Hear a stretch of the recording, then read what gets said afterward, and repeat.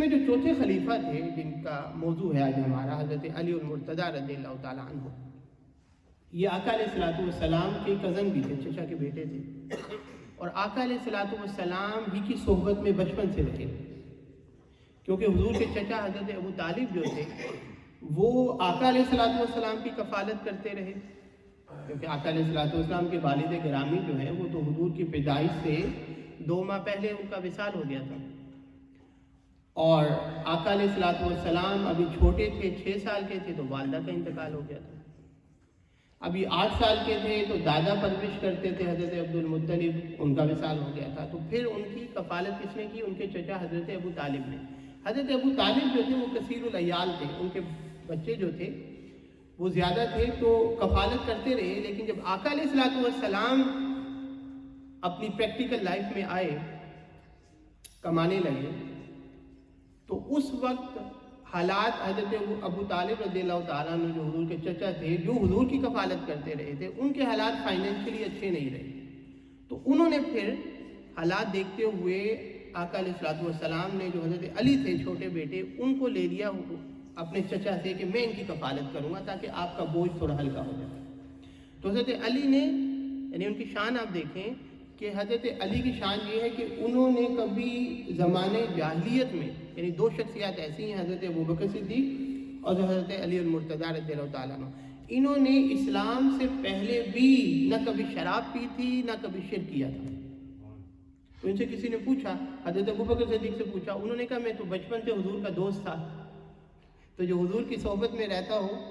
اس میں یہ خرابیاں کیسے آ سکتی ہیں؟ اور حضرت علی سے پوچھا تو فرمایا حضرت علی نے میں تو بچپن سے حضور کی کفالت میں، حضور کی صحبت میں رہا ہوں، تو جن کو گھر میں حضور کی صحبت نصیب ہو تو ان میں یہ خرابیاں کیسے ہو سکتی ہیں؟ تو حضرت علی المرتضیٰ رضی اللہ تعالیٰ عنہ جو ہیں یہ چوتھے خلیفہ، اور یہ حضور کے چچا کے بیٹے بھی تھے، اور پھر آقا علیہ الصلوۃ والسلام کے داماد بھی بنے۔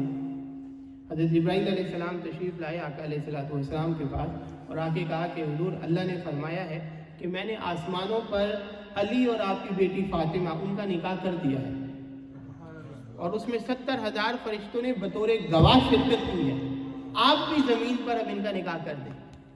یعنی آپ دیکھیں کہ ان کی شان کے، ان کے معاملات آسمانوں پر اللہ پاک بھیج رہا ہے، خبریں بھیج رہا ہے کہ ایسا ایسا گائیڈ لائن اللہ پاک خود فرما رہا ہے۔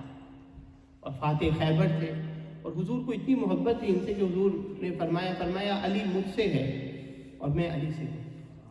حضور نے فرمایا ایک دفعہ حضرت علی کو، فرمایا کہ علی تم میرے لیے ویسے ہی ہو جیسے موسیٰ علیہ السلام کے لیے ہارون علیہ السلام تھے، ان کے بھائی، لیکن بات یہ ہے کہ میرے بعد کوئی نبی نہیں آئے گا۔ آقا علیہ الصلوۃ والسلام نے انہی کے لیے فرمایا جس نے علی سے محبت کی وہ ایسے ہی ہے جیسے اس نے مجھ سے محبت کی، جس نے علی سے بغض رکھا وہ ایسے ہی ہے جیسے اس نے مجھ سے بغض رکھا۔ حضرت ابوبکر صدیق رضی اللہ تعالیٰ عنہ وہ ایک دفعہ حضرت علی کو جو ہے دیکھ کر، جب بھی آتے تھے تو مسکراتے تھے دیکھ کر، تو بلکہ جب جا رہے ہوتے تھے تو جاتے ہوئے بھی دیکھتے رہتے تھے ان کو، جب تک گزر نہیں جاتے تھے، کسی کارنر سے غائب نہیں ہو جاتے تھے، آنکھوں سے اوجھل نہیں ہو جاتے تھے۔ تو کسی نے پوچھا آپ ایسا کیوں کرتے ہیں؟ فرمایا میں نے حضور سے سنا ہے کہ علی کو دیکھنا بھی عبادت ہے۔ تو اس پر میرے خیال سے پہلے جمعے پہ ہم نے بڑی تفصیلی گفتگو کر دی تھی، یہ فضیلت کے معاملات کیا ہوتے ہیں، کیوں فضیلت دی جاتی ہے، سہرا گفتگو ہماری ہو چکی ہے۔ تو حضرت علی رضی اللہ تعالیٰ عنہ جو ہیں، آپ ان کا مقام جو ہے وہ بس یہاں سے دیکھ لیں کہ آقا علیہ الصلوۃ بچپن سے آقا علیہ الصلوۃ والسلام کی صحبت میں رہے، اور بچوں میں سب سے پہلے ایمان لانے والوں میں سے۔ حضرت علی رضی اللہ تعالیٰ عنہ جن کی ہم بات کر رہے ہیں، اشد ضرورت یہ ہے کہ فضائل تو ہم نے سنے ہیں، اور ان کے فضائل سے ناواقفیت تو کسی کی ہے نہیں، سب جانتے ہیں۔ حضرت علی یعنی ایک ایمان ہے نا، ہمارا ایمان ہے تو جنت میں جائیں گے، اور علی کو یہ بھی شان دی کہ حضور نے فرمایا کہ علی سے محبت جو ہے وہ مومن کے علاوہ کوئی نہیں کرے گا، اور بغض منافق کے علاوہ کوئی نہیں رکھے گا۔ اور صحابہ فرماتے تھے کہ ہم تو بلکہ فرماتے تھے کہ ہم نے کبھی پہچاننا ہونا، اتنی مکسچر ہو گیا تھا منافقین کا کہ وہ ظاہر نہیں ہونے دیتے تھے کہ وہ منافق ہیں، لبادہ مسلمانیت کا اوڑا ہوا تھا۔ تو فرمایا ہم نے پہچاننا ہونا تو ہم یہ چیک کیا کرتے تھے کہ یہ علی سے بغض رکھتا ہے یا محبت رکھتا ہے۔ اگر محبت رکھتا ہوتا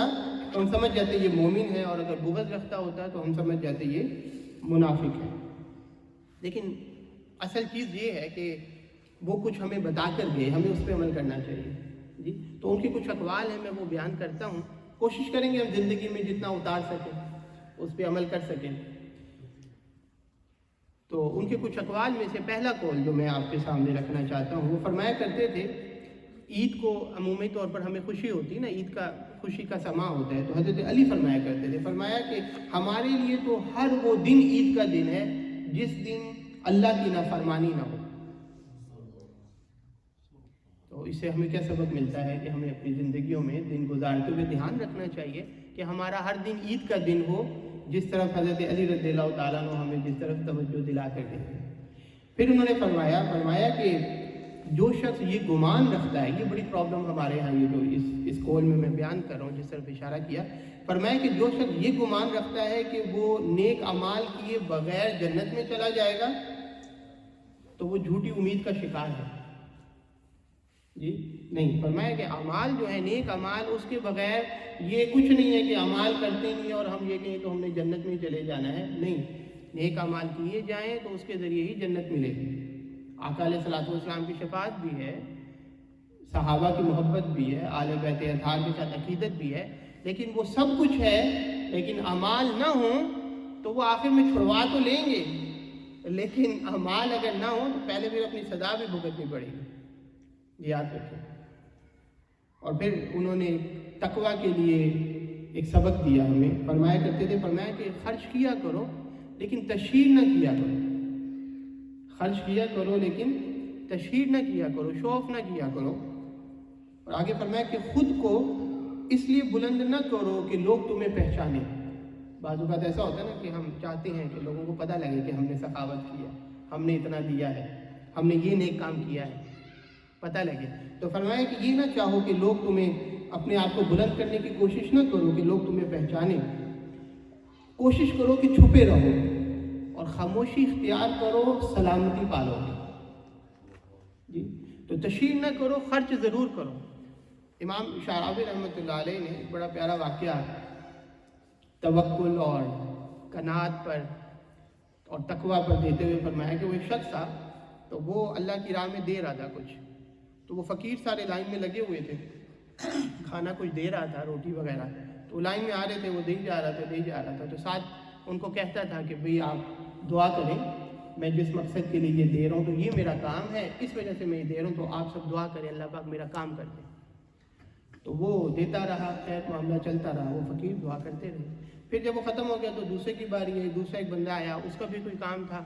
وہ بھی اللہ کی راہ میں دے رہا تھا، تو وہ دے رہا تھا سب فقیروں کو لیکن کچھ کہہ نہیں رہا تھا۔ تو ایک آدمی نے پوچھا، اس نے کہا بھی آپ ہمیں بتائیں آپ کس لیے دے رہے ہیں، ہم اللہ کے حضور دعا کریں گے۔ فرمایا نہیں، تم لے جو، اللہ کو پتہ ہے میں کس لیے دے رہا ہوں جی۔ ان چیزوں کی کمی ہمارے اندر بہت زیادہ آج کل ہے، لیکن نہیں، حضرت علی فرما کے گئے ہیں تم سلامتی اگر چاہتے ہو تو اس پیٹرن پہ چلو۔ کیوں؟ ہاں کچھ لوگ ہوتے ہیں وہ بظاہر دے دیں تو ان کے نفس کو کوئی فرق نہیں پڑتا، ان کے نفس کو کوئی فرق نہیں پڑتا، لیکن عمومی طور پہ جو ہمارے نفس ہوتے ہیں اس میں اگر کسی کو پتہ لگ جائے تو ایسی نفس پھول جاتا ہے، دیکھو میری ذرا اس کے سامنے عزت ہو گئی ہے۔ ہاں ایسا ہوتا ہے، اللہ پاک نے فرمایا کہ الذین ينفقون اموالهم باللیل والنہار سرا وعلانیۃ، ایسے لوگ بھی ہیں، اس میں بھی حرج نہیں ہے کہ وہ دن رات اللہ کی راہ میں خرچ کرتے ہیں، اعلانیہ بھی کرتے ہیں، دکھا کے بھی کرتے ہیں، چھپ کے بھی کرتے ہیں۔ وہ لوگ وہ ہوتے ہیں جن کے نفس پر وہ اتنی تربیت ہو چکی ہوتی ہے کہ وہ اپنا دے کر ضائع نہیں کرتے، کیونکہ دے کر اگر شوق ہو گیا تو وہ تو پھر ضائع ہو گیا نا۔ اگر نفس نے کہہ دیا کہ جی اس میں تکبر آ گیا، نہیں، وہ پھر اس مقام پہ پہلے پہنچنا چاہیے، پھر اعلانیہ دیں۔ حضرت زین العابدین رضی اللہ تعالیٰ عنہ تشریف فرما کے مسجد میں، تو اس وقت کا جو حاکم تھا وہ آیا اور وہ بڑا ڈھیر سار مال جو ہے نا لے کر آیا گھٹری میں ان کے لیے، تو لا کے رکھ دیا، اور اس کا مقصد یہ تھا کہ میں جا کے ان کو دوں گا تو ذرا میری عزت بنے گی ان کی نگاہ میں کہ میں نے اتنا مال دیا ہے، تو وہ بھی آگے سے میری رسپیکٹ کریں گے۔ تو انہوں نے دیکھا بھی نہیں اس طرح، وہ سمجھ گئے، گفتگو کر رہے تھے، گفتگو ختم ہوئی، اٹھ کے چل پڑے۔ تو باہر مسجد سے نکلنے لگے تو وہ جوتیاں پڑی ہوتی ہیں نا، وہ تھوڑی جوتی ان کی اوپر نیچے ہو گئی، زیادہ ساری جوتیاں پڑی ہوتی ہیں، تو ایک غریب شخص تھا، وہ عقیدت مند تھا، اس نے جلدی سے ان کی جوتی سیدھی کر کے نا ان کے سامنے رکھی۔ تو فرمایا تم نے ہماری جوتی سیدھی کی ہے، جاؤ اس کے بدلے وہ سارا سامان ہے تم لے جاؤ۔ تو وہ جو حاکم آیا ہوا تھا وہ سال سے تھا، اس نے کہا حضرت لا خیر فی الاسراف، آپ نے اتنا مال اس کو دے دیا تو اسراف میں تو خیر نہیں ہوتی، یعنی زیادتی اگر اسراف جو ہے اس میں تو خیر نہیں ہوتی۔ کیا کہا تھا اس نے؟ لا خیر فی الاسراف۔ تو حضرت زین العابدین رضی اللہ تعالیٰ نے آگے فرمایا کہ لا اسراف فی الخیر، خیر میں اسراف نہیں ہوا کرتا۔ جب خیر ہے تو وہ جتنی مرضی خیر، اس میں کیا اسراف ہے؟ تو یہ وہ لوگ ہوتے ہیں جو اس مقام پر ہوتے ہیں، ان کو فرق نہیں پڑا کرتا کہ اعلانیہ دیں، ٹھیک ہے۔ ہم بعض اوقات وہ کنفیوژن کا شکار ہوتے ہیں، ہم کہتے ہیں قرآن کی آیت ہے جی، وہ دیکھو جی انہوں نے بھی بھائی آپ دیکھ تو رہے ہیں کہ انہوں نے اعلانیہ دیا، لیکن کیا اعلانیہ دینے کے بعد ان کو کوئی نفس پہ فرق پڑا؟ نہیں، فرق نہیں پڑا۔ تو ان چیزوں کا بھی خیال رکھنا چاہیے کہ ساری زندگی ہم کام کرتے رہیں اور آنکھ بند ہو تو پتہ لگے کہ یہی کچھ نہیں ہے جی۔ آقا علیہ الصلوۃ والسلام نے فرمایا کہ اللہ پاک فرماتا ہے کہ مجھ سے بہتر پارٹنر کوئی نہیں ہے۔ آپ کے بزنس پارٹنر ہوتے ہیں نا، کون ہوتا ہے پارٹنر؟ کہ آپ دونوں مل کر ایک کاروبار کرتے ہیں، پھر منافع ہوتا ہے تو آدھا کرتے ہیں۔ تو اللہ پاک نے فرمایا کہ جو تمہارے دنیا میں بزنس پارٹنر ہوتے ہیں، مجھ سے بہتر پارٹنر کوئی نہیں ہے بزنس پارٹنر۔ وہ کیسے؟ فرمایا کہ کوئی اگر میرے لیے صرف کام کرتا ہے نا خلوص سے، میری خاطر، تو وہ تو ٹھیک ہے، لیکن اگر اس میں ملاوٹ آ جاتی ہے تو وہ سارا کا سارا میں اسی کو دے دیتا ہوں۔ مراد یہ ہے کہ دنیا میں پھر اس کو فائدہ ہو جاتا ہے، آخرت میں کچھ نہیں ملے گا۔ تو اللہ کے اس میں شریک نہیں، پارٹنرشپ نہیں، اللہ کے لیے خلوص سے کام ہونا چاہیے۔ پھر آگے فرمایا بڑی پیاری بات، فرمایا لالچ کی جو چمک ہے نا وہ دیکھ کر اکثر عقل مار کھا جاتی ہے، ٹھیک ہے۔ کیا مطلب اس کا ابھی میں نے بتایا آپ کو قرآن کی آیت پڑھ کے کہ عبادت گزاری میں بدرجہ اتم کمال کس کا تھا؟ حضرت علی رضی اللہ تعالیٰ عنہ کا۔ اور وہ کیا فرما رہے ہیں کہ لالچ کی چمک دیکھ کر اکثر عقل مار کھا جاتی ہے۔ کیا مطلب؟ کہ لالچ ہے، بزنس آپ کر رہے ہیں اور اس جگہ پہ نماز کا وقت جا رہا ہے،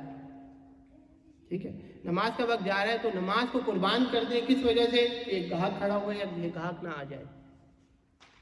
ٹھیک ہے۔ جماعت سے آپ نماز نہیں پڑھ سکتے، آپ بزی ہیں، آپ دور ہیں مسجد سے، آپ بزنس میں انوالو ہیں، سمجھ آتی ہے، لیکن یہ بات سمجھ میں نہیں آتی کہ جس خدا نے آپ کو صحیح سلامت کھڑا کیا اس جگہ پر، کمانے کے قابل بنایا ہے،